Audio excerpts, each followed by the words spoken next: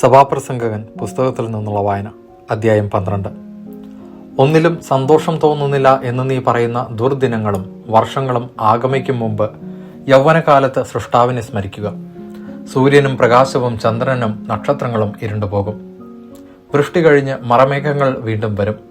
വീട്ടുകാവൽക്കാർ സംഭ്രമിക്കുകയും ശക്തന്മാർ കൂനിപ്പോവുകയും അരയ്ക്കുന്നവർ ആളുകുറവായതിനാൽ വിരമിക്കുകയും കിളിവാതിലിലൂടെ നോക്കുന്നവർ അന്തരാവുകയും ചെയ്യും. തെരുവിലെ വാതിലുകൾ അടയ്ക്കപ്പെടും. മാവ് പൊടിക്കുന്ന ശബ്ദം മന്ദീഭവിക്കും. പക്ഷിയുടെ ശബ്ദം കേട്ട് മനുഷ്യൻ ഉണർന്നു പോകും. ഗായികമാരുടെ ശബ്ദം താഴും. ഉയർന്നു നിൽക്കുന്നതും വഴിയിൽ കാണുന്നതുമെല്ലാം അവർക്ക് ഭീതിജനകമാകും. ബദാം വൃക്ഷം തളിർക്കും. പച്ചക്കുതിര ഇഴയും. ആശ അറ്റുപോകും. മനുഷ്യൻ തന്റെ നിത്യഭവനത്തിലേക്ക് പോവുകയും വിലപിക്കുന്നവർ തെരുവീഥികളിലൂടെ നീങ്ങുകയും ചെയ്യും. വെള്ളിച്ചരട് പൊട്ടും. കനകപാത്രങ്ങൾ തകരും. അരുവിയിൽ വെച്ച് കുടം ഉടയും. നീർത്തൊട്ടിയുടെ ചക്രം തകരും. ധൂളി അതിന്റെ ഉറവിടമായ മണ്ണിലേക്ക് മടങ്ങും. ആത്മാവ് തന്റെ ദാതാവായ ദൈവത്തിങ്കിലേക്ക് തിരിച്ചു പോവുകയും ചെയ്യും.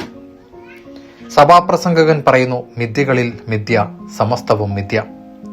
ഉപസംഹാരം: സഭാപ്രസംഗകൻ ജ്ഞാനിയായിരുന്നു.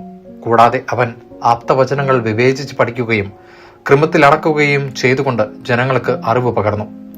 ഇമ്പമുള്ള വാക്കുകൾ കണ്ടുപിടിക്കുവാൻ സഭാപ്രസംഗകൻ ശ്രമിച്ചിട്ടുണ്ട്. വചസ്സുകൾ സത്യസന്ധമായി രേഖപ്പെടുത്തുകയും ചെയ്തിരിക്കുന്നു. ജ്ഞാനിയുടെ വാക്കുകൾ ഇടയന്റെ വടി പോലെയാണ്. ഇടയന്റെ സമാഹരിക്കപ്പെട്ട സൂക്തങ്ങൾ തറഞ്ഞു കയറിയ ആണികൾ പോലെയാണ്. മകനെ, ഇതിലപ്പുറമുള്ള സകലത്തിലും നീ മുൻകരുതൽ ഉള്ളവനായിരിക്കണം. നിരവധി ഗ്രന്ഥങ്ങൾ നിർമ്മിക്കുക എന്ന് വെച്ചാൽ അതിന് അവസാനമുണ്ടാവുകയില്ല. അധ്യയനം അധികമായാൽ അത് ശരീരത്തെ തളർത്തും.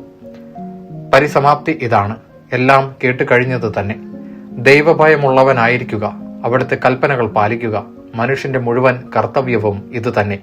നല്ലതോ ചീത്തയോ ആയ ഏത് നിഗൂഢ പ്രവൃത്തിയും ദൈവം നീതിപീഠത്തിന് മുൻപിൽ കൊണ്ടുവരും. ദൈവവചനമാണ് നാം കേട്ടത്.